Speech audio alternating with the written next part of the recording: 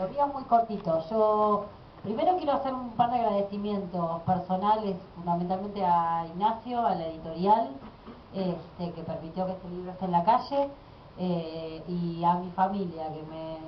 que va conmigo corriendo a todos lados para cada cosa que a mí se me ocurre encarar.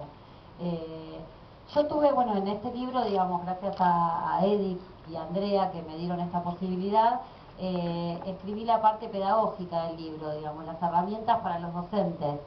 Estoy convencida de que no hay posibilidad de construir una patria con derechos para todos si la escuela no interpela el sentido común. La escuela es el espacio del Estado que está en todos los barrios del país, en todas las localidades, desde Ushuaia a La Quiaca, en todos lados hay escuela. Y esa escuela es el Estado y sus políticas de Estado. Por eso creo que es un lugar fundamental donde no solo se tiene que interpelar a los chicos en cuanto a qué modelo de sociedad queremos construir, sino a los propios docentes. Los docentes tenemos vicios adquiridos por años y años y años, que hacen que cristalicemos toda la vida en frases y en consignas y en eslogan que terminan reproduciendo siempre lo mismo. Por eso este libro es abierto a eso, a que podamos reflexionar sobre nuestras propias prácticas docentes y podamos realmente poner en cuestionamiento qué significa no discriminar y construir verdaderamente grupos y chicos que en su futuro no discriminen al resto. Por eso es que, bueno, agradezco haber podido poner un granito de arena en ese sentido. Y ahora le voy a pasar la palabra a Eddie, que es en realidad el mentor de este libro.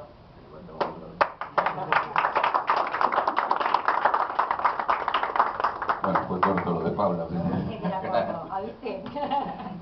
Bueno, Paula ya agradeció, nosotros agradecemos obviamente a la editorial y también estar hablando desde acá, desde el Museo Evita, porque para contar la historia de este proyecto que es la discriminación, una forma de violación a los derechos humanos. Si alguien fue discriminado en este país, si alguien luchó contra la discriminación, es Evita, fue Evita. Entonces, de alguna forma, estar en el Museo Evita es estar en un lugar donde los sectores de poder, como de alguna forma hablaba Ariel antes, que estigmatizaron a nuestro pueblo y lo minimizaron, y Evita de alguna forma fue ese símbolo. Por eso, si bien no lo tenía previsto, realmente me parece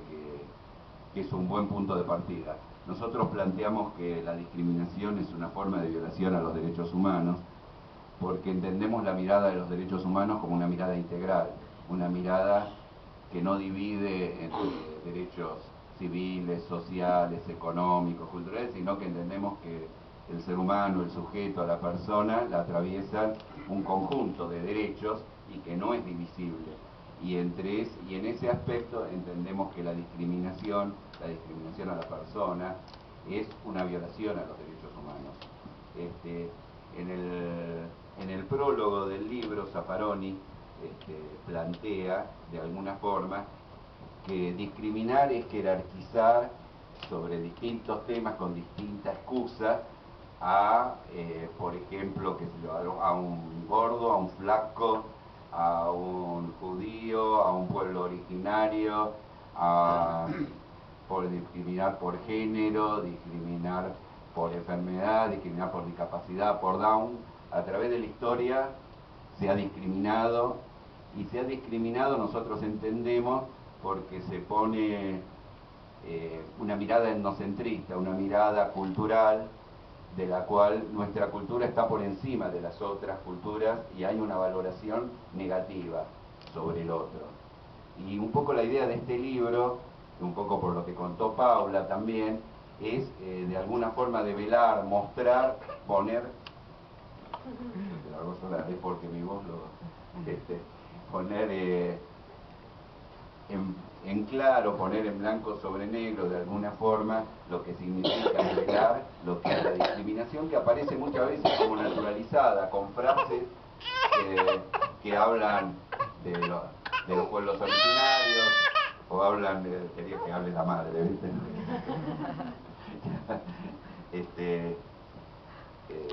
Y así, digamos, que hablen o del judío, o del paraguayo, o del bolita, y todos son,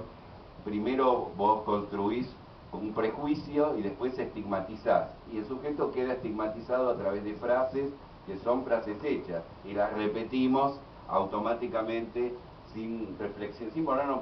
a profundizar y a reflexionar. Por eso es tan importante también el aspecto pedagógico y trabajar sobre los docentes, como planteaba Paula, porque de alguna forma, como ella decía, la escuela es la gran reproductora de sentido. Y nosotros, y un poco retomando también lo que decía Ariel, si hemos venido acá, hemos venido también a cambiar el sentido, a cambiar el discurso, a plantear otra mirada cultural sobre los temas. Por eso las leyes contra la discriminación, por eso toda la temática que tiene que ver con igualdad de género, con igualdad, con el derecho a la identidad, las construcciones. Hay distintas formas de discriminación cuando nosotros, y responsabilidad del Estado, cuando tenés que bajar las calles, los obstáculos que hay para aquel que es discapacitado, o que a veces vemos hoy en los semáforos, digo, para poner distintos ejemplos, cuando empieza a sonar el ruidito para aquel que no puede ver. En fin, hay distintas cuestiones y distintas responsabilidades del Estado que van de cuestiones cotidianas a cuestiones mucho más complejas y que aparecen mucho más encubiertas. No, uno de los temas que a mí me interesaba remarcar y que fue uno de los motores de haber empezado esta iniciativa es la discriminación y el proceso de exclusión que se vivió en nuestra patria en las últimas décadas y que generó una fuerte exclusión social de millones de compatriotas. Pero esos millones de compatriotas no sentían que eran muchos de ellos que los excluían, sino que eran ineptos, que no tenían la capacidad de realizar o de realizarse o de trabajar o de llevar o de sostener su familia. Entonces se llegó a decir que zonas enteras de nuestro país eran inviables, o que poblaciones, mucha gente se suicidaba porque hombres que habían sido culturalmente construidos para sostener su casa, para salir a trabajar y no conseguían trabajo durante todo el proceso de los 90, terminaban quebrados o suicidados. ¿Por qué? Porque estaba estigmatizado como que el inútil era él, el incapaz era él, y no que había un sistema y un modelo que generaba un proceso de exclusión. Y en ese sentido, sí, retomando lo que dijo Ariel, me parece que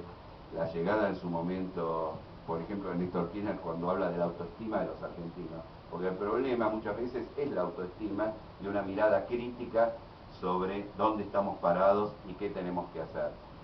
Entonces nosotros entendíamos que la exclusión de millones de compatriotas fue una de las fuertes violaciones a los derechos humanos en democracia. Violamos derechos humanos en democracia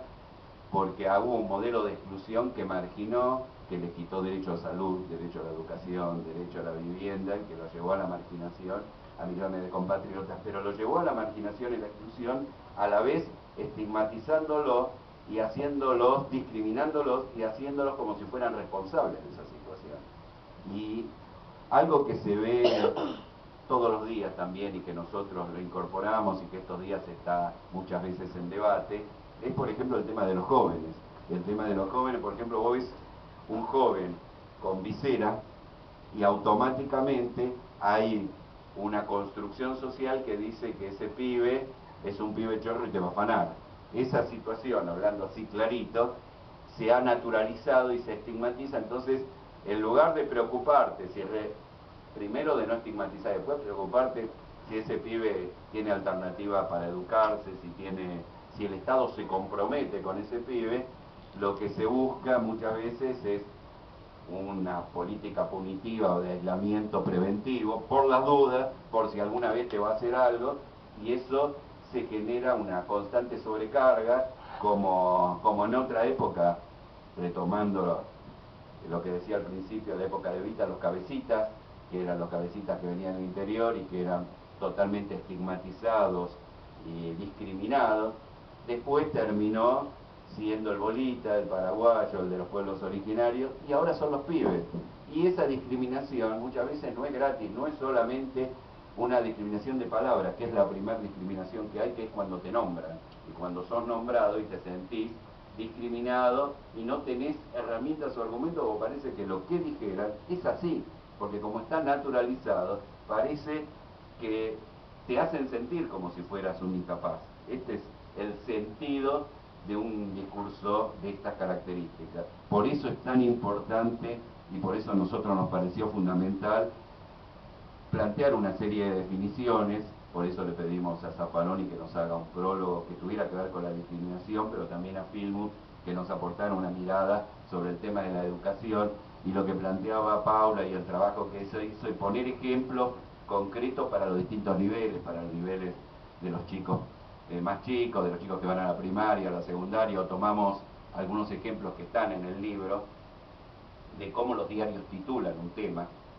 y cómo al titularlo lo están poniendo una sobrecarga de contenido. Tomamos el ejemplo del asesinato de Costecchi y Santillán y cómo están en el libro las fotos y cómo Clarín tituló de una forma, culpa de la crisis, y después tituló de otra forma La Nación y tituló de otra forma Página 12. Entonces, en un mismo tema,